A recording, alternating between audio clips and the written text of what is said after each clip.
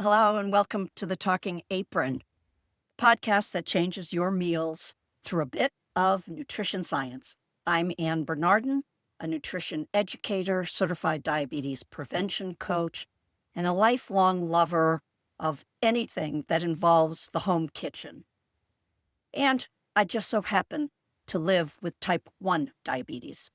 And I've spent a few decades teaching people how a well-stocked refrigerator can change the health of your life. Each week, we're going to roll up our sleeves together, one part nutrition insight, one part add to your meals, bit of real-world sanity. So whether you've just landed here with a prediabetes diagnosis, or you're determined to dodge one, or maybe you just simply want to feed yourself with more healthful choices, this is your spot at the table. So are you ready to take a little bit of the what should I eat now overwhelm and change that into confidence? Go ahead. Go tie on that apron. Whoops. And if you don't have one, that's okay too. Next, go ahead and go grab your cup of water. Let's hydrate and get to it. So this episode, 113, is titled Tiny Grains, Mighty Gains, Black Pepper, the Hidden Benefits for Glucose Control. Now, we have a couple segments. We're going to start with why a pinch of pepper can boost the antioxidants and insulin sensitivity, how to buy, grind, and store, whole versus pre-ground, color varieties, and keeping those flavors fresh. We have some everyday pepper upgrades with some quick recipes, including a 5-minute lemon pepper chickpea salad. Then we'll have a little bit of history and some fun facts. So let's start with the pepper power. And what do we mean by power? Well, have you ever thought seasonings really don't matter for my health? Why bother? They're just an added expense. Here are some nutrition facts on black pepper that might surprise you. So per teaspoon, I know we might not have that teaspoon of pepper, but if we put a teaspoon into our soup or stews or salad dressings, has 6 calories, 1.4 grams of carbs, 0.6 grams of fiber. Yes, it does. That has a bit of protein and fat. Here's where it really counts, though. It's rich in manganese and vitamin K. In the black exterior shell of black pepper is a chemical called pepperine, which is an alkaloid, which gives black pepper its sharp, warm bite. Chemically, it is a fat-loving molecule, and as I said, it's concentrated on the outer black skin.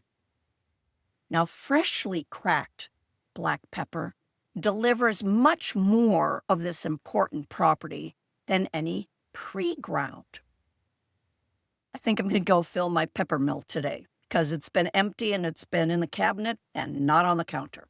I've just gotten a little lazy. What pepper can provide, though, is improved insulin sensitivity in animal and early human studies.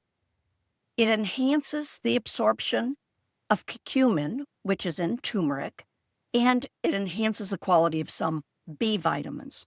It's great to lower inflammation and for our nerve health. So the basic takeaway is that if you use pepper regularly, it has some metabolic benefits, virtually zero carbs, and it's got some flavor. You add it because you like it, and that flavor works for your glucose goals. Isn't that enough? Now, when we think of buying pepper, do we go ground or whole? And do we ever think that pepper loses its punch? Yes, the taste dulls over time. The pepperine evaporates quickly once it's ground, so buying whole peppercorns and grinding it as needed can give you up to 3 times the antioxidant power of the ground black pepper. Now, what's the difference between the peppers? Well, here's the color code. Black is fully ripened. White is the husk removed, milder, and it's great for light-colored sauces. But you got to remember that pepperine is found in the hull, so you reduce the amount of benefits when you use white pepper.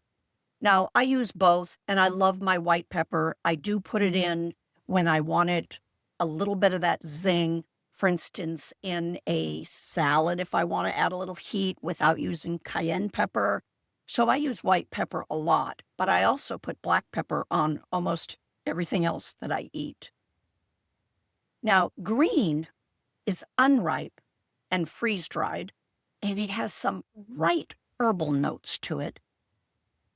So how do we want to store it? Well, we want to keep them, the peppercorns, in an airtight jar away from heat and light.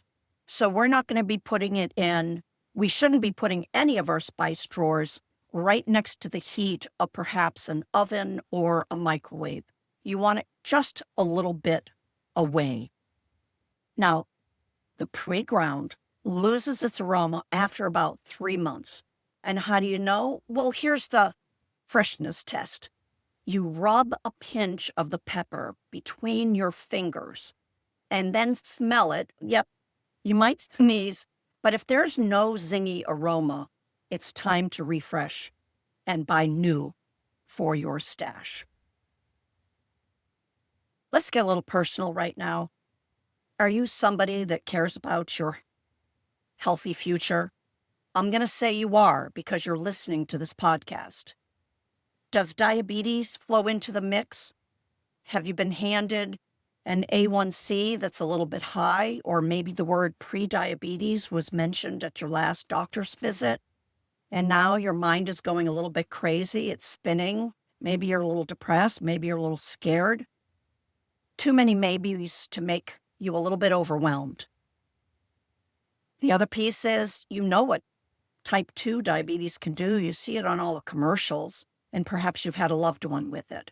So questions like, what can I eat? What do I do? Do I have to give up pasta? Will I end up on insulin? Those can all float through your mind, and it can add a level of stress, which doesn't help us either. This does not have to be you. Perhaps making a few changes is what's needed. And to make starting easier, I have a free guide called What Now? 10 questions women ask when diabetes is knocking. And you'll get clear, science-backed answers you can use at your next meal. No jargon, no judgment, just me, friendly step-by-step guidance. And in addition, you'll receive my weekly emails with the recipes that are mentioned in this podcast. So if you subscribe, you'll get next week's, because the email was already sent for this week with the pepper recipes. But for next week, whatever the podcast is, you'll be getting the recipe sheet for that as well. And speaking of a few recipes, let's get back at black pepper. So here's that 5-minute lemon pepper chickpea salad. Now this is a vegan/vegetarian dish with high protein.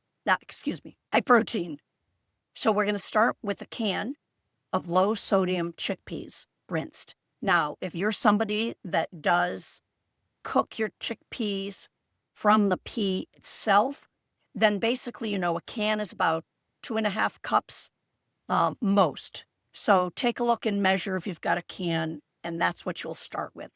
You'll need the juice and the zest of half a lemon, a tablespoon of olive oil, and at least, minimum, half teaspoon of fresh cracked black pepper and a pinch of sea salt. Now, this isn't where it ends. This is just the base. I've done a couple podcasts on some other fresh herbs. In this one, we can toss in chopped parsley. And you're going to be serving it on greens or on whole grain toast, etc. Now, this chopped parsley quarter cup, half a cup, full cup, you will get so many good nutrients from the parsley. You go for taste. The next up is actually a little bit different. It is a peppery strawberry spinach toss. That's right. Strawberries, spinach, and pepper. You're going to be taking fresh strawberries, baby spinach, some feta crumbles, some walnut pieces, drizzle a little bit of balsamic vinegar, and then you're going to do a hefty grind of black pepper. Now, balsamic vinegar has been aged, and it's just like a grape. It has been processed such that it is a higher carbohydrate content than other vinegars. So if you are being mindful of your carbohydrates, do look and read the label on the back to see and know and have choice about how much balsamic you want to add into this recipe. This is where sweet meets spicy, and we're not adding any extra sugar to it. This last one is a real easy bit, and it's something that I use in the evenings to help me relax and fall asleep. And it is a warm cup of unsweetened almond milk. You put a half a teaspoon of turmeric, an eighth of a teaspoon of some black pepper, a dash of cinnamon, whisk it up. That pepperine is going to increase turmeric's anti-inflammatory power by up to 2,000%. Start doing that nightly. The calcium in the almond milk will help you sleep. You know, the old-fashioned have a cup of milk before bed. Well, I just happen to use almond milk, but it is fortified with calcium, and I always look. Now, when I think of spices, sometimes price makes them seem exotic. So are they worth it? And looking back at the history of black pepper, it was once ancient gold. It was used as currency. The Romans paid rent in peppercorns, and it became a global gateway. The pepper trade opened up maritime routes from India to Europe, and pre-refrigeration, this spice was vital for food safety. That's it. That's it for today's kitchen chat. Remember, every healthy and balanced plate is a small step towards your future self. And you only need one change at a time. Now, if you've gained a little bit of insight, you like the information, feel free to pass it on to a friend, share it.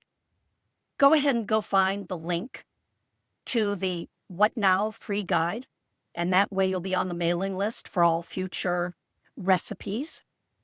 And leave a quick review so more women can find their way here. So until next time, keep making those small changes. I'm here cheering with and for you.